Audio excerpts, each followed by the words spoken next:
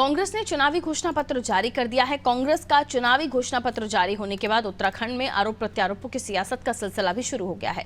BJP ने कांग्रेस के घोषणा पत्र को झूठ का पुलिंदा करार देते हुए कहा है कि कांग्रेस की कथनी और करनी में बहुत फर्क है, लेकिन बीजेपी की कथनी और करनी में कोई अंतर नहीं है। कांग्रेस के चुनावी घोषणा पत्र से जुड़े तमाम पहलुओं पर बीजेपी के वरिष्ठ नेता सुरेश जोशी ने अनादि टीवी से खास बातचीत की। कांग्रेस के घोषणा पत्र और तमाम मुद्दों को लेकर उन्होंने क्या कुछ कहा, आइए आपको सुनवाते हैं।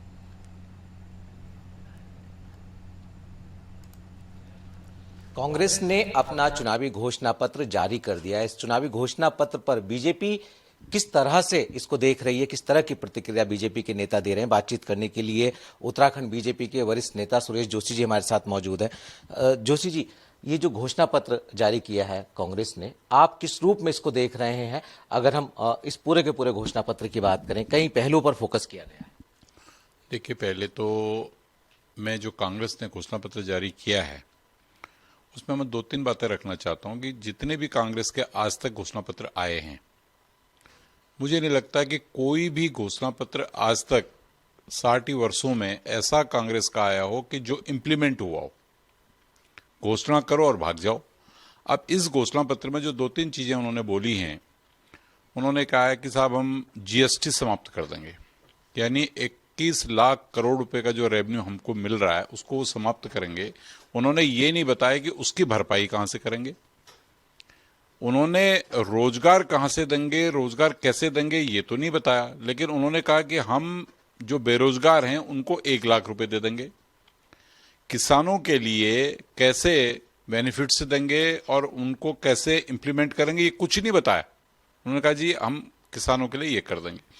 यानी जो घोषणा पत्र है, जनता उस पर विश्वास कब करेगी? विश्वास तब करती जब आप केंद्र में थे, तब उसको लागू करते जो आपने बोला था। और आज जिन राज्यों में आप हैं, आप राजस्थान में 5 वर्ष सरकार में रहे, आपने कहा साहब हम किसानों का सारा ऋण माफ कर देंगे, कोई ऋण माफ नहीं किया आपने। आपके आज तेलंगाना में सरकार है, आपने कहा था कि हम 15 दिन में कई ऐसे विषय थे जो कर देंगे। कर्नाटक के लिए आपने बोला, वहां आपने कुछ नहीं किया।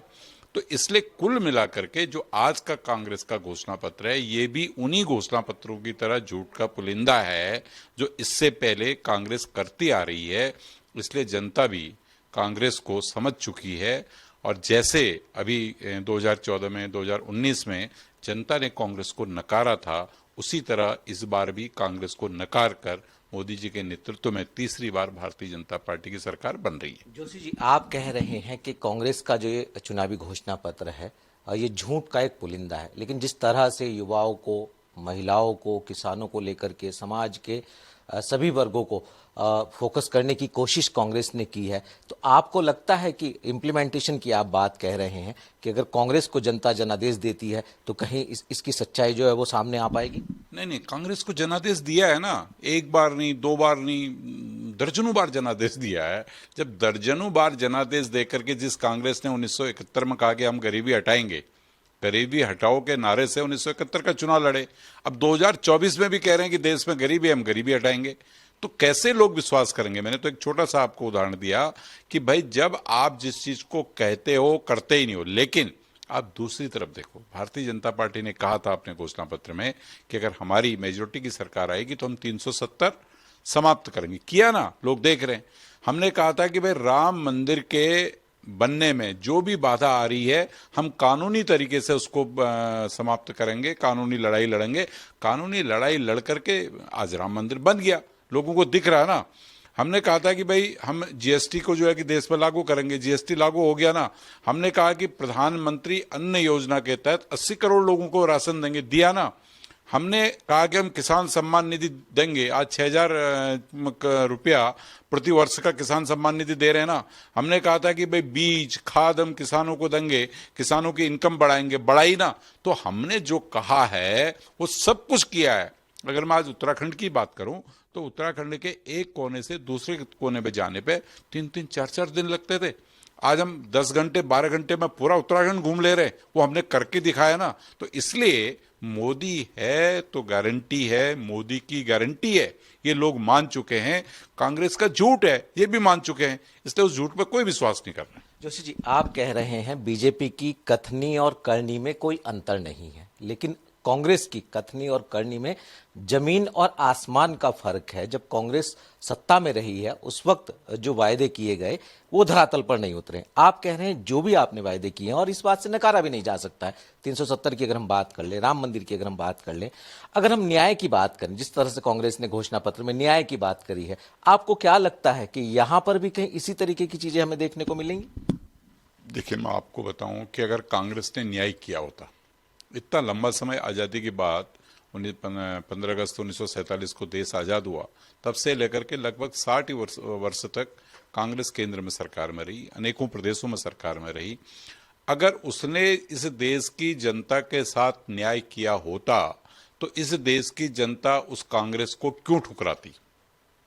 ये तो कांग्रेस को मंथन करना पड़ेगा, और चिंतन करना पड़ेगा कि भाई हमने किस तरह लोगों को धोखा दिया है। और दूसरी बात मैं इसी में ये जोड़ना चाहता हूं कि वास्तव में अगर कांग्रेस कुछ काम करना चाहती है तो जिन राज्यों में उनकी सरकार है वहां से उनको प्रामाणिकता देनी चाहिए कि भाई हमारे यहाँ भ्रष्टाचार नहीं होगा, हमारे यहाँ बेरोजगारी नहीं होगी, हमारे यहाँ जो है कि लोगों को जो है किसानों को दिक्कत नहीं होगी। वहां तो कुछ नहीं करोगे, आप केंद्र के घोषणा पत्र में लिख दोगे तो कौन विश्वास करेगा? मुझे नहीं लगता कोई विश्वास करेगा। जोशी जी, अंत में चलते एक सवाल और जानना चाहेंगे।